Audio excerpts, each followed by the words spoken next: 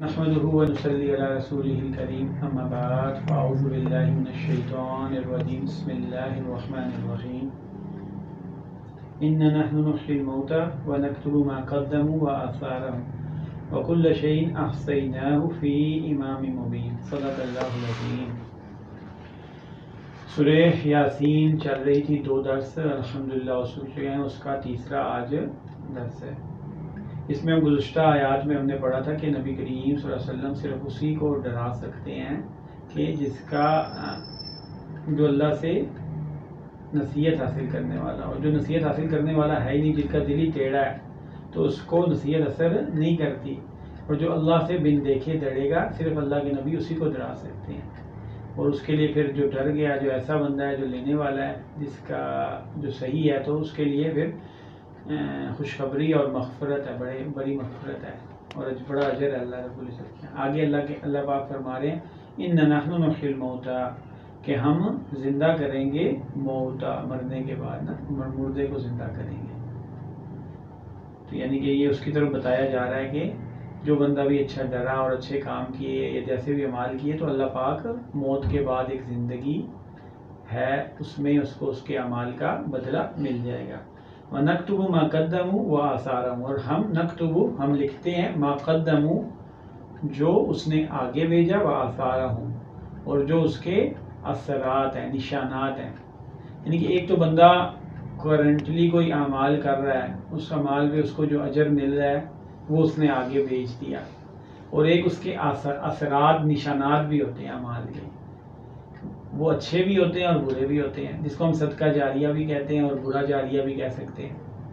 یعنی کہ جو اس نے کوئی ایسی چیزیں کر دی، کوئی اولاد کی تربیت کر دی اور اولاد نیکیاں کرتی رہی، یا کوئی معاشرے میں استاد تھا، کسی کی تربیت کر گیا، کسی کو اچھی بات سکھا گیا، اور یا کوئی اچھی چیز بنا گیا، کوئی مدرسہ بنا گیا، کوئی مسجد بنا گیا، یا کوئی اور کسی انسان کی تربیت کر دی، کوئی بہترین انسان، کوئی اچھا مسلمان ہی بنا دیا، تو وہ جو عمل کرے گا اس کا اجر اس کو ملتا رہے گا۔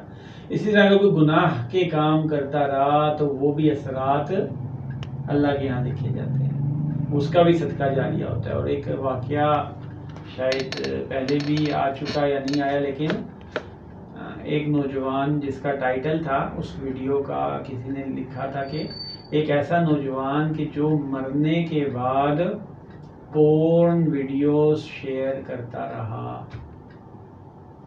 کتنا بڑا المیہ، کیسا عجیب سا ٹائٹل ہے نا، چونک گئے نا آپ۔ تو وہ یہی ہے بات کہ کوئی ایسا نوجوان تھا، عرب کا ہی ہے غالباً، تو اس نے کوئی گندی سائٹس کی رجسٹریشن کرا لی جو پیڈ تھی، جن کے پیسے پے کرتا تھا، تو اس کو ویڈیوز آتی تھی۔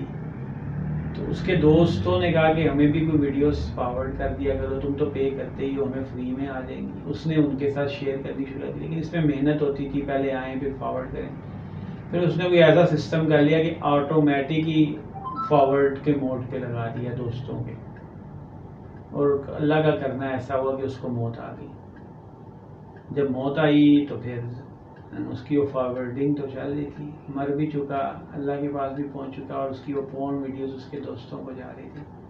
تو یہ ہوتا ہے گناہ جاریہ۔ تو اللہ کے لیے انسان خود تو کوئی گناہ کرے، وقتی کوئی لذت مل جاتی ہے اس کو، لیکن اللہ کے لیے اس کو شیئر نہ کریں، اس کو لوگوں تک نہ پھیلائیں۔ آپ مر جائیں گے، آپ کی فیس بک کے اسٹیٹس یہ باقی رہ جائیں گے، یہ اثرات باقی رہ جائیں گے، یہ نشانات باقی رہ جائیں گے، یہ واٹس ایپ کی ویڈیوز، یہ یوٹیوب کی ویڈیوز، وہ گانے باجے، یہ تو فیس بک تو سال بعد کی ویڈیوز بھی سامنے آپ کے شو کر رہا ہوتا ہے نا، وہ آپ کے اعمال پہ گواہی دینے والے رہ جائیں گے، جو اللہ کے سامنے پیش طلب ہوں گی، اور وہ چیزیں جو سامنے آ جائیں گی تو پھر کیا کریں گے؟ اور مرنے کے بعد لوگوں کے سامنے آپ کی اس قسم کی چیزیں آ رہی ہوں تو کیا ہوگا اس کا؟ تو اللہ سے بہت بہت بہت ڈرنا چاہیے، ہمیں اللہ کے سامنے پیش ہونا ہے، حساب کتاب دینا۔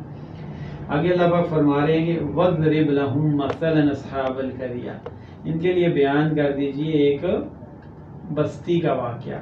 یہ بستی کون سی تھی؟ انطاخیہ قائم مفسرین نے، لیکن اس میں اختلاف ہے، تو یہ اصل چیز موضوع کچھ اور ہے جس سے فائدہ ہوگا۔ تو اس میں بتایا کہ اِذْ جَاءَهَا الْمُرْسَلُونَ، کہ اس بستی میں کئی رسول بھیجے گئے۔ اِذْ أَرْسَلْنَا إِلَيْهِمُ اثْنَيْنِ، کہ جب بھیجا ہم نے ان میں 2 رسولوں کو، اللہ نے 2 رسول بھیجے وہاں پہ. فَكَذَّبُوهُمَا، تو انہوں نے ان 2 رسولوں کو جھٹلایا. اب یہ رسول نبی بھی ہو سکتے ہیں یا کسی رسول کے بھیجے ہوئے بھی ہو سکتے ہیں. رسول کا ترجمہ جو ہوتا ہے کسی کے بھیجے ہوئے پہ ہوتا ہے، تو کوئی بھی بھیجا ہوا ہو سکتا ہے. تو اس بستی والوں نے ان دونوں کو جھٹلایا. فَعَزَّزْنَا بِثَالِثٍ، تو ہم نے ان کو قوت دی تیسرے کے ساتھ، یعنی کہ ایک تیسرا بھی بھیج دیا ان کی تائید کے لیے. فَقَالُوا، تو انہوں نے کہا مل کے، اِنَّا إِلَيْكُمْ مُرْسَلُونَ، کہ ہم تمہاری طرف بھیجے گئے ہیں، اللہ نے بھیجا ہمیں. قَالُوا مَا أَنْتُمْ إِلَّا بَشَرٌ مِثْلُنَا، اس بستی والوں نے کہا کہ ہمیں تو تم اپنی طرح کے انسان لگتے ہو، جیسے ہم انسان ہیں ویسے ہی ہم تم بھی انسان ہو. وَمَا أَنزَلَ الرَّحْمَنُ مِنْ شَيْءٍ، اور اللہ نے کوئی چیز نازل نہیں کی ہے. إِنْ أَنْتُمْ إِلَّا تَكْذِبُونَ، مگر تم جھوٹ بولتے ہو. یعنی تم میں کوئی سرخاب کے پر لگے، جیسے ہم انسان ہیں ویسے ہی تم بھی انسان ہو، اور کوئی اللہ نے چیز نازل نہیں کی ہے، بس تم ایسے ہی جھوٹ بول رہے ہو جو تم باتیں کر رہے ہو کہ ہمیں اللہ نے بھیجا ہے. قالوا، انہوں نے کہا ربنا یعلم، کہ ہمارا رب جانتا ہے، انا الیکم لمرسلون، کہ ہم تمہاری طرف بھیجے ہوئے. تو ہمارا رب جانتا ہے، اللہ کو پتہ ہے. اور ہمارا وما علینا الا البلاغ المبین، اور ہمارے پاس تو بس اتنا ہی ہے کہ واضح طور پہ بات پہنچا دیں. تو یہ تو نبیوں کا کام یہی ہوتا ہے کہ واضح طور پہ بات پہنچا دیں.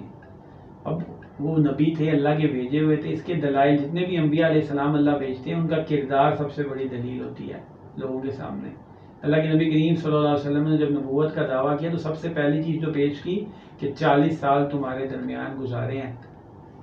تو وہ سب سے پہلے وہ کردار ہوتا ہے جو ان کے سامنے ہوتا ہے، کہ اللہ کی ان کی شرافت ہوتی ہے نبیوں کی، ان کے اعمال ہوتے ہیں. پھر جب وہ دعوت دے رہے ہوتے ہیں تو وہ بھی ایسی سچی دعوت ہوتی ہے کہ وہ دعوت خود بتاتی ہے کہ یہ اللہ کی طرف سے دی گئی ہے، وہ ایسی حقائق پہ مبنی دعوت ہوتی ہے. اور اس کے ساتھ اللہ پاک کوئی معجزات بھی انہیں دیتے ہیں ایسے لوگوں کو جس سے ان کا ساتھ ہو. تو یہ چیزیں وہ پتہ چل جاتا ہے نا. ہمیں بھی اگر کوئی دعوت دے رہا ہے، کوئی ہم کو گناہ میں مبتلا ہے، کوئی کہہ رہا ہے یہ گناہ نہ کرو، تو ہمیں پتہ ہے کہ ہم گناہ کر رہے ہیں. تو وہ تو اللہ کا بھیجا ہوا ہے، تو اس کی دعوت ہی بتا رہی ہے کہ وہ اللہ کا بھیجا ہوا ہے. تو اللہ تعالیٰ ہمیں اس قرآن کو اور دین کو سیکھنے کی توفیق عطا فرمائے. انشاءاللہ چوتھا اس کا حصہ پھر کل آگے کریں گے انشاءاللہ.